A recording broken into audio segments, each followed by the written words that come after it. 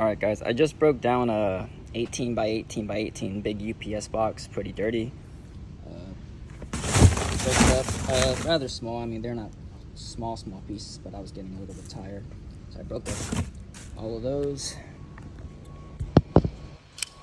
I did wipe the blade off because, you know, gunk can kind of interfere with it. I don't feel any issues. I got a plain piece of copy paper because it won't do magazine paper. I already tried.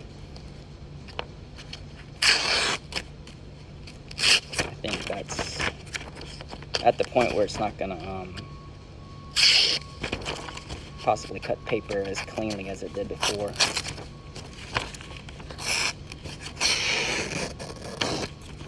The front's not too bad. Most of the cutting was right, maybe from here to here, but it's not initiating back here.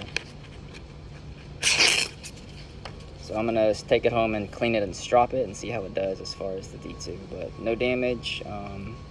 Still wobbly as hell. I don't feel confident using this knife, to be honest with you, but I didn't hurt myself and it stayed open, didn't shut down on me.